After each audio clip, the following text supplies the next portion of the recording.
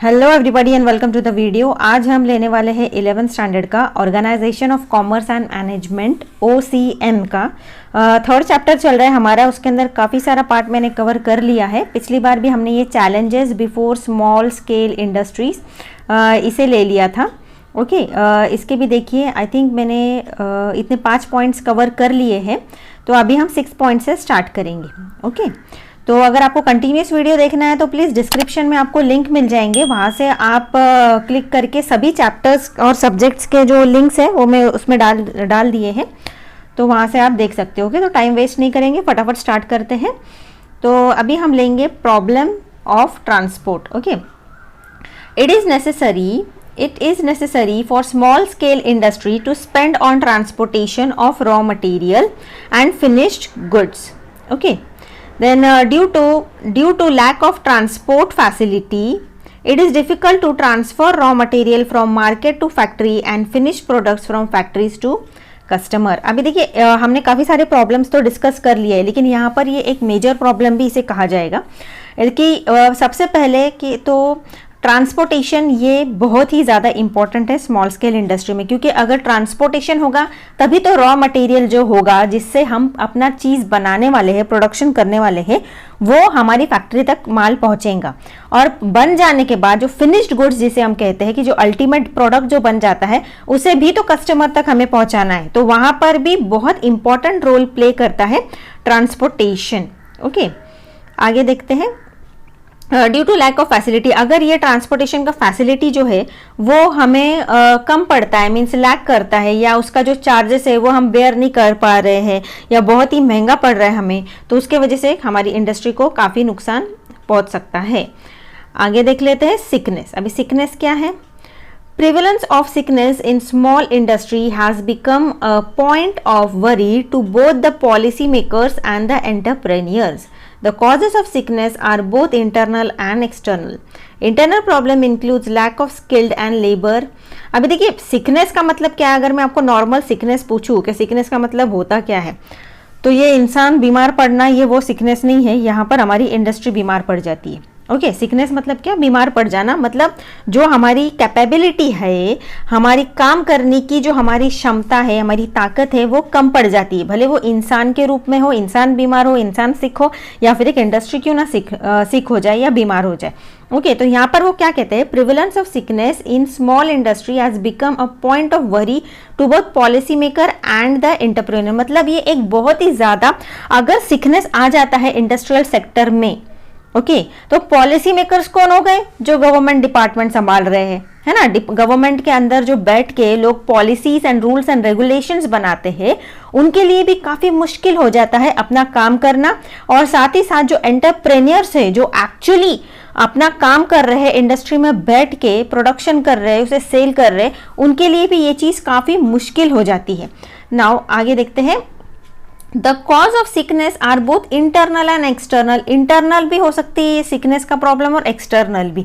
Okay internal मतलब क्या? अंदर का जो मैनेजमेंट होगा वो कैपेबल नहीं होगा चीज़ें संभालने के लिए। हो सकता है हमारे पास स्किल्ड लेबरर्स नहीं है या ट्रेंड लेबरर्स नहीं है, या फिर लैक ऑफ मैनेजरल, ये जो हमारा जो मैनेजर है वो ठीक से हैंडल नहीं कर पा रहे चीज़ें, या फिर कोऑर्डिनेशन नहीं है अलग अलग डिपार्टमेंट में, है ना। चीज़ें तो माल तो बन के पड़ा है, लेकिन कस्टमर तक या फिर जो होलसेलर्स है वहां तक नहीं पहुंच रहा है। ट्रांसपोर्ट फैसिलिटी नहीं होगा, उसे भी हम एक सिकनेस में पकड़ सकते हैं कि ट्रांसपोर्टेशन नहीं हो रहा है टाइम पे, लोगों की डिमांड है लेकिन चीज नहीं पहुंच रही है, ये भी एक सिकनेस का पार्ट है। या फिर external problem includes delay payment, okay shortage of working capital, inadequate loans and lack of demand for their products. अभी इंटरनल तो हमने देख लिया कि फैक्ट्री के अंदर की जो भी प्रॉब्लम्स होगा ना, वो सब हम इंटरनल पकड़ेंगे। और एक्सटर्नल मतलब क्या होगा? बाहरी प्रॉब्लम। अब बाहरी प्रॉब्लम ज्यादातर क्या होगा? Delay in payment. मतलब हमें देखिए एक चीज, अभी मैंने 10 लाख का माल दे दिया सामने वाले को, लेकिन उसने मुझे अब तक पेमेंट ही नहीं किया है 10 लाख का, क्रेडिट पर या उधार पर दिया है मैंने माल। अभी जब तक मेरा उतना 10 लाख मेरे पास आ नहीं रहा, आएगा नहीं, तो मैं और प्रोडक्शन करने के लिए मैं और पैसे कहाँ से लाऊंगी, है ना। वही चीज को, वही पैसे को हम लोग ज्यादातर इन्वेस्ट करते हैं अपने बिजनेस के अंदर। ओके तो उसके वजह से क्या हो जाता है, डिले ऑफ पेमेंट की वजह से भी एक सिकनेस आ गया। दूसरा क्या है, शॉर्टेज ऑफ वर्किंग कैपिटल, मतलब ये जो वर्किंग कैपिटल पिछली बार भी मैंने आपको बताया था कि जो रोजमर्रा का खर्चा होता है ना, रोजमर्रा का खर्चा निकालने के लिए हम उसको बोलेंगे वर्किंग कैपिटल, उसमें शॉर्टेज हो जाना कहीं ना कहीं। देन इनएडिक्वेट लोन, मतलब अगर हमें लोन की ज़रूरत पड़ रही है, थोड़ा बहुत चलो 20 लाख का माल बनाना है, मुझे प्रोडक्शन करना है, 10 लाख है लेकिन 10 लाख का मुझे लोन चाहिए, लोन पास नहीं हो रहा है मेरा, वो एक एक्सटर्नल प्रॉब्लम हो जाएगा। And lack of demand for the products, मतलब या फिर ये भी हो सकता है कि प्रोडक्ट तो बना के बहुत सारा पड़ा है लेकिन उसकी डिमांड ही नहीं है। मतलब अभी ये समझो फॉर एग्जांपल बारिश का सीजन आने वाला है और उसके लिए मैंने बहुत सारे अम्ब्रेलाज, रेन कोट्स बना के रेडी रखे, लेकिन ये साल बारिश आई नहीं, तो बारिश ही नहीं आएगी तो डिमांड कहाँ रहेगी रेनकोट की और अम्ब्रेलाज वगैरह की। तो उतना माल मेरा बन के पड़ा है लेकिन सेल ही नहीं हो रहा है, तो वो भी एक प्रॉब्लम हो सकती है। आगे देख लेते हैं power shortage and irregular supply क्या होता है। High cost of power acquisition, load shedding, frequent power cuts, irregular supply of power, voltage fluctuation and raising power charges badly affect the productivity। अभी देखिए इसको भी ना हम लोग एक्सटर्नल एक्चुअली सिकनेस में पकड़ सकते हैं कि power shortage and irregular supply. Power का मतलब क्या हो जाता है, इलेक्ट्रिसिटी, पावर का मतलब होता है इलेक्ट्रिसिटी। ओके, अभी छोटी कंपनी हो या बड़ी कंपनी हो, कहीं ना कहीं हमको इलेक्ट्रिसिटी की जरूरत पड़ती ही है। ओके, अभी बहुत सारी प्रॉब्लम्स है जिसकी वजह से हमारी मशीन बंद पड़ सकती है, ठप हो सकता है हमारा रोज का काम, हो सकता है 2 घंटे के लिए भी अगर वो इलेक्ट्रिसिटी बंद हो जाए, हमारी मशीन 2 घंटे के लिए अगर रुक जाए तो कितना ज्यादा नुकसान हमें झेलना पड़ सकता है, लाखों करोड़ों में, है ना। तो अभी पावर कट की प्रॉब्लम्स जो है वो किस वजह से आ सकती है, पहला तो है लोड शेडिंग, दूसरा है frequent power cuts. Frequent power cuts मतलब देखिए जैसे आपके भी यहाँ एरिया घर पर होता होगा, एटलीस्ट हफ्ते का 1 दिन पूरा दिन लाइट बंद कर देता है गवर्नमेंट, है ना, क्यों, ताकि वो बहुत ज्यादा वेस्टेज ना हो इलेक्ट्रिसिटी का, लोड शेडिंग जिसे हम कहते हैं, अगर आपको पता हो उसका तो। Then irregular supply of power, मतलब है पावर लेकिन दिन में से कम 2-3 बार वो रुक जाता है, कट जाता है power.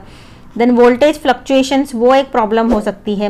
Then raising power charges, मतलब चार्जेस बहुत ज़्यादातर ना ये जो फैक्ट्रीज होते हैं उनके रेट्स जो है वो ज़्यादा चार्ज किए जाते हैं as compare to household level. Okay, जो आपके घर का जो रेट होता है, आपके घर पे जो इलेक्ट्रिसिटी का बिल आता होगा उससे आप पलट के देखिए, पीछे के साइड पे ना पूरे चार्जेस लिखे हुए होते हैं कि अगर घर में यूज़ की जा रही है इलेक्ट्रिसिटी तो उसके चार्जेस कम होते हैं, अगर उसे फैक्ट्री के अंदर यूज की जा रही है तो उसके चार्जेस अलग होते हैं, और अगर वो बहुत ज़्यादा बढ़ जाए या कुछ सही तरह से रीडिंग नहीं ली जाए तो लाखों का मतलब ये हो सकता है, गड़बड़ हो सकती है, जिसके वजह से ये फैक्ट्री को काफ़ी नुकसान झेलना भी पड़ सकता है। या फिर अगर हमारे अंदर इतना कैपेसिटी नहीं है कि हम उनको वो पेमेंट कर सके तो वो ऑफिस वाले आकर, इलेक्ट्रिसिटी डिपार्टमेंट वाले आके तो कट करके जाते हैं, है ना, तो उसके वजह से भी काफ़ी नुकसान झेलना पड़ सकता है। आगे देखते हैं, आगे आखिरी पॉइंट 9th पॉइंट है ग्लोबल कंपटीशन। ग्लोबल कंपटीशन में क्या दिया है इन्होंने, apart from the problem stated above, the small businesses are facing problem on the context of liberalisation, privatisation, globalisation, LPG policies being followed by several countries across the world. अभी देखिए ये सब जो चीज़ें हैं इंटरनल एक्सटर्नल ये सब तो हमने देख लिया, लेकिन कुछ चीज़ें होती है जो ग्लोबली भी अफेक्ट करती है हमारे बिजनेस पे। मोस्टली जब आप एक्सपोर्ट एंड इंपोर्ट के बिजनेस में अगर आप इन्वॉल्व रहेंगे तो वहाँ पर ये चीज़ें ना बहुत ज़्यादा इफेक्ट करती है। अभी प्राइवेटाइजेशन भी है, ग्लोबलाइजेशन है, देन LPG पॉलिसीज़ है, ये सारी चीज़ें ना बहुत ज़्यादा इफेक्ट करती है हमारे स्मॉल स्केल इंडस्ट्री पर कहीं ना कहीं। एक और पॉइंट ये भी हो सकता है कि लार्ज स्केल इंडस्ट्री भी काफ़ी अच्छा खासा कंपटीशन दे देती है स्मॉल स्केल इंडस्ट्री को, तो वो भी एक झेलना पड़ सकता है स्मॉल स्केल इंडस्ट्री को। अभी देखिए ये हमारा चैलेंजेस तो हमने पूरा कवर कर लिया है, अभी हम आगे मूव ऑन करते हैं। Steps in setting up of a small scale industry. अभी स्मॉल स्केल इंडस्ट्री को अगर हमें खड़ा करना है, बनाना है, तो वहाँ पर हमें कौन सी स्टेप्स लेना पड़ेंगे या क्या टेक्निक आजमानी पड़ेगी या क्या करना होगा एज पर लीगली कोई स्मॉल स्केल इंडस्ट्री को या बिजनेस आप स्टार्ट करना चाहते हो तो। ओके, तो क्या है चलो देख लेते हैं। Small scale business provides more independence than the large scale business, and through this type of business one can fulfill their dream to become entrepreneur। अभी देखिए एंटरप्रेन्योर बनना ये हर किसी का ड्रीम, एक किसी बंदे का ड्रीम भी हो सकता है कि मुझे एंटरप्रेन्योर बनना है। एंटरप्रेन्योर का मतलब क्या, खुद का बिजनेस करना। ओके, हर कोई चाहता है कि खुद का बिजनेस हो। खुद का बिजनेस में ज़्यादा प्रॉफिट भी होता है एज कम्पेयर टू सर्विस या जॉब करने में, बहुत ज़्यादा अमाउंट आप कमा लेते हो। तो ये काफ़ी मुश्किल नहीं है as compare to large scale industry. Large scale में बहुत सारे, लार्ज है तो मतलब नॉर्म्स भी बहुत ज़्यादा होंगे, उसके रूल्स एंड रेगुलेशंस जो गवर्नमेंट की तरफ से लेट डाउन किए रहेंगे वो भी बहुत ज़्यादा होंगे। लेकिन अगर आप कंपेयर करोगे लार्ज स्केल इंडस्ट्री और स्मॉल स्केल इंडस्ट्री को तो काफ़ी ईजी है स्मॉल स्केल इंडस्ट्री खड़ा करना। कैपिटल वाइज भी अगर आप देखोगे तो इतना ज़्यादा कैपिटल नहीं लगता है। चलो आगे क्या बताया इन्होंने देख लेते हैं। One can set up small scale business by following the simple steps which are as follows। क्या है steps, चलो देखते हैं। पहला तो है decision of business area. Decision of business area क्या है? One need to prepare the description for the small scale business one wants to set up. Okay, it is necessary to decide whether one wishes to set up a corporation, proprietorship or business और partnership. देखिए पहले तो आपने सोच लिया कि अभी आपको स्मॉल स्केल इंडस्ट्री खड़ी करनी है, ओके, लेकिन अभी उसके लिए आपको डिस्क्रिप्शन, उसको डिस्क्राइब करना होगा। अपने दिमाग में जो आइडिया आया है उसके लिए अभी आपको ये सोचना पड़ेगा कि आपने सोच तो लिया स्मॉल स्केल इंडस्ट्री, लेकिन उसमें भी आपको करना क्या है, क्योंकि स्मॉल स्केल इंडस्ट्री के अंदर भी ना बहुत सारी चीज़ें होती है। जैसे कि आपको एक सेटअप करना है, कॉरपोरेशन बनानी है आपको। ये हमने देखो हमारे ना सेक्रेटरियल प्रैक्टिस में डिटेल में पढ़ा है कि कॉरपोरेशन सेक्टर क्या है, प्रोप्राइटरशिप क्या होता है, पार्टनरशिप क्या होता है। ये सेक्रेटरियल प्रैक्टिस में आप जाके वहां पर देख लो। ओके, तो प्रोप्राइटर, फिर भी शॉर्ट में बता देती हूँ। प्रोप्राइटरशिप जो होता है ना, वो एक सिंगल पर्सन अगर कोई बिजनेस करना चाहता है, सोल ट्रेडर जिसे हम कहेंगे, वो हो जाता है। देन पार्टनरशिप वो होता है कि दो या दो से ज्यादा लोग मिलके अगर बिजनेस करना चाहते हैं तो उन्हें हम क्या बोलेंगे, पार्टनरशिप। ओके, तो पहले तो आप ये आइडिया क्लियर कर लो। या फिर कॉरपोरेशन मतलब एक बहुत सारे लोग आके ऑर्गेनाइजेशन बनाते हैं और फिर वो कॉरपोरेशन वर्क करता है आगे। ओके, तो ये डिटेल में हमने सेक्रेटरियल प्रैक्टिस में पढ़ लिया है।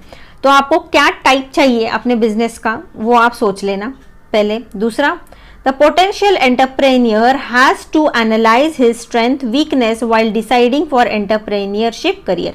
देखिए एंटरप्रेन्योर तो आपको बनना है, लेकिन उसके लिए आपको अपनी कमियां क्या है और आपकी स्ट्रेंथ क्या है, आपको वो अच्छी तरह से आपको डिस्क्राइब करना होगा अपने दिमाग में। ओके, पहले ही सोच लीजिए कि मैं कहाँ कम पढ़ता हूँ।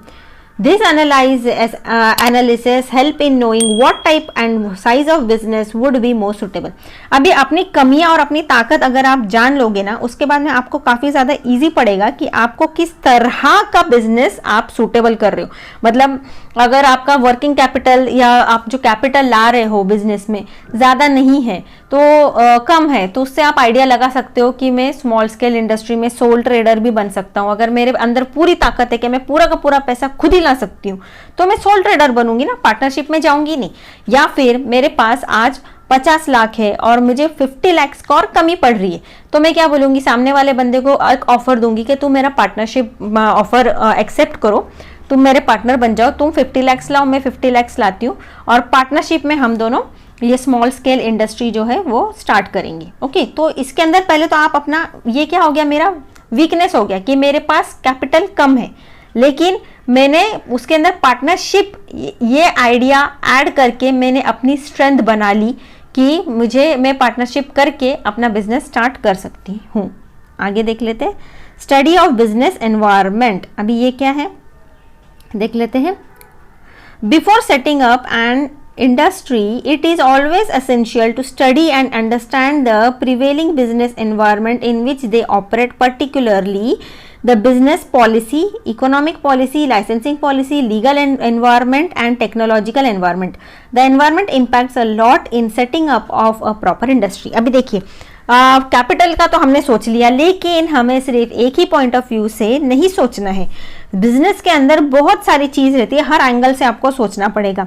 जैसे कि बहुत सारी लीगल फॉर्मेलिटीज होती है जो कि आपको पूरी करना पड़ेगी। ओके, जैसे कि देखिए इंडस्ट्रियल पॉलिसीज होती है जो कि लेट डाउन किया गया होगा गवर्नमेंट की तरफ से, इकोनॉमिक पॉलिसी होती है, देन लाइसेंसिंग मतलब उसके लिए बिजनेस स्टार्ट करने के लिए आपको लाइसेंस भी प्रोवाइड करना लेना पड़ेगा, गवर्नमेंट से अप्रूव करवाना पड़ेगा, उसके लिए भी स्टेप्स होते हैं कि आपको इतनी जगह का आपके पास या तो रेंट या तो ओनर आप चाहिए, इतनी से इतनी जगह मीटर आपको मींस इतना एरिया आपको चाहिए जिसके अंदर आपको पूरा फैक्ट्री का सेटअप करना होगा, कम से कम आपको 50 लोग एज अ एम्प्लॉय रखना होंगे, देन आपके पास इतना कैपिटल होना चाहिए। ये सारे नॉर्म्स लेट डाउन किए गए हैं गवर्नमेंट की तरफ से, पूरे के पूरे अगर आप फुलफिल करते हो तो ही उसके बाद में आपको पॉलिसी लाइसेंस वगैरह मिलता है जिससे आप आगे बिजनेस कर सकते हो। अगर आप फुलफिल नहीं करते हो तो आपको आगे बिजनेस करने का लाइसेंस नहीं मिलेगा। देन लीगल एनवायरनमेंट के बारे में आप जान लो कैसा है। देन टेक्नोलॉजिकल एनवायरनमेंट, टेक्नोलॉजिकल के अंदर क्या आ जाएगा कि मशीनरी, अभी बिजनेस तो करना है लेकिन बिजनेस जो आप कर रहे हो वो सब कुछ तो आप लेबर से नहीं करवाओगे, लेबर भी अवेलेबल होना चाहिए उसके लिए। अगर आपको मशीन सस्ती पड़ती है तो आप मशीन की तरफ जाओगे, मशीन्स को ऑर्डर देना होगा, कौन सी नई नई टेक्नोलॉजी आ रही है जिससे आप फास्ट और अच्छा और बेहतरीन काम कर सकते हो, उसकी नॉलेज आपको अप टू डेट रखनी होगी। The environment impacts a lot in setting up a proper industry. Environment जो है मतलब वर्किंग एनवायरनमेंट होना चाहिए, इंथुजियास्टिक एनवायरनमेंट होना चाहिए जिससे लोग मोटिवेट हो, आपका जो काम है वो काफ़ी अच्छे से और बहुत ही बेहतरीन तरीके से हो जाए, इसका आपको ख्याल रखना होगा। सभी डिपार्टमेंट्स जो होंगे वो कोऑर्डिनेट करें एक दूसरे के साथ में। आगे देखते हैं सिलेक्शन ऑफ प्रोडक्ट। अभी सिलेक्शन ऑफ प्रोडक्ट में क्या है, one needs to decide the product to manufacture और द सर्विस टू ऑफर। पहले तो आपको ये सोचना पड़ेगा कि आप क्या मैन्युफैक्चर करोगे। इंडस्ट्री का तो आइडिया आ गया, बिजनेस करना ये भी सोच लिया, को पार्टनरशिप करना है या सोल ट्रेडिंग करना है, खुद से ही बिजनेस करना है, वो आपने सोच लिया, डिस्क्राइब कर लिया एक आइडिया। देन आपको रूल्स वगैरह सब समझ गए क्या करना है क्या नहीं। आखिरी में आपको ये भी सोचना है कि आप बनाओगे क्या और सेल करोगे क्या, वो सबसे ज्यादा इंपॉर्टेंट पॉइंट है। While choosing the product or service which one wants to offer, one must conduct a good market research and learn about the prevailing competition in the market.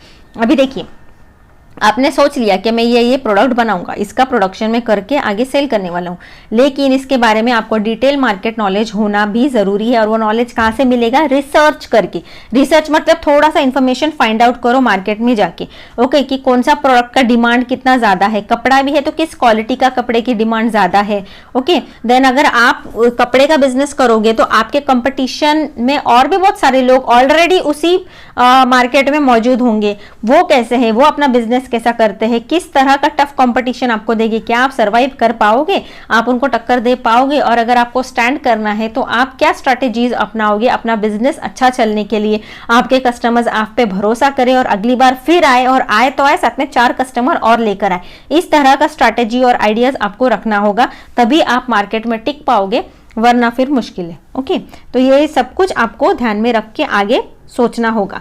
Then selection of place क्या बोलता है, one need to choose a location to set up small scale business. आपको कोई location वगैरह भी setup करना होगा कि जहाँ पर मैंने पहले भी आपको वीडियो में बताया कि जहाँ पर आपको रॉ मटेरियल इजीली अवेलेबल होगा, लेबरर्स इजीली अवेलेबल होंगे, लो कॉस्ट ऑफ प्रोडक्शन हो जाएगा, जिसके वजह से आपका ट्रांसपोर्टेशन कम किस तरह से होगा, वो सब ध्यान में रख के आपको वर्क करना होगा। While choosing the location factors such as nearness to market, वही मैंने आपको कहा, प्रोडक्शन ऐसा भी चीज होना चाहिए कि रॉ मटेरियल भी मिल जाए और साथ साथ में आपका जो मार्केट प्लेस हो ना वो भी नियर हो, ताकि आपका जैसे माल बनता है वैसे आप मार्केट में फटाफट पहुंचा दो और आगे वो सेल हो जाए। Then sources of availability of raw material, वही अभी जो मैंने बताया। देन लेबर जहां पर रॉ मटेरियल हो गए उसी साइड में अगर आपको लेबर्स मिलते हैं जिन लोगों को उस चीज को इस्तेमाल करने का भी आइडिया है, वर्क करने का उस पर आइडिया है, हैंडल करने का आइडिया है, तो वो भी बहुत अच्छा हो जाएगा। Transportation services, then modern infrastructure facilities, मतलब मशीन वगैरह जो है लेटेस्ट मशीनरी जो होगी ट्राई करिए वो इस्तेमाल करें। And other things are consider. Location determines the success और फेलियर ऑफ द बिजनेस। देखिए ये जो लोकेशन है ना, ये जो चीज है ये बहुत ही ज्यादा इंपॉर्टेंट पॉइंट है एक्चुअली।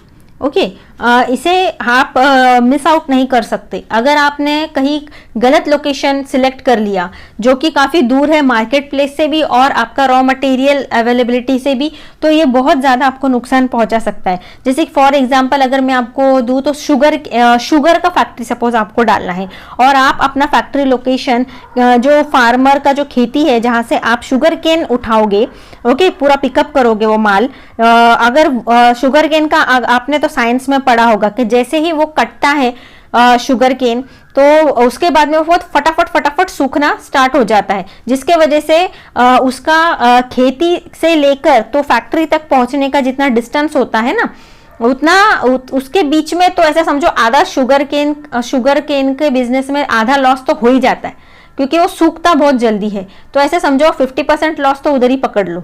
ओके, तो आपको क्या करना होगा ऐसे बिजनेस के लिए, आपको अपनी फैक्ट्री ज्यादा से ज्यादा उस जगह पे के पास में लगानी होगी अपनी फैक्ट्री का प्लांट जहां से आपका ट्रांसपोर्टेशन का डिस्टेंस जो है वो कम हो, जिसके वजह से आपको कम लॉसेस सहन करना पड़े। ओके, आगे देखते हैं सिलेक्शन ऑफ टेक्नोलॉजी।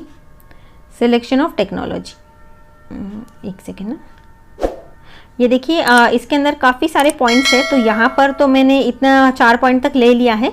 अगर आपको कंटिन्यूस वीडियो देखने हैं तो प्लीज़ डिस्क्रिप्शन में लिंक देख लीजिए, अगले वीडियो में मैं यहाँ से ले लूँगी। ओके, सिलेक्शन ऑफ टेक्नोलॉजी यहाँ से हम ले लेंगे। ओके, तो आई होप आपको वीडियो अच्छा लगा हो, पसंद आया हो, सब कुछ पॉइंट क्लियर हो गए हो। अपने दोस्तों के साथ ज़रूर शेयर करिएगा इस वीडियो को और एक लाइक दे दीजिए प्लीज़, कमेंट कर दीजिए कैसा लगा वीडियो, शेयर करना ना भूलें। और जैसे ही मैं अपलोड करती हूँ वीडियो, कोशिश करें तभी के तभी आप वीडियो पूरा देखें, पूरा देखने की कोशिश करें ताकि कोई भी इंपॉर्टेंट चीज़ आपसे मिस ना हो। तो अब तक के लिए bye bye, have a good day, मिलते हैं अगले वीडियो में।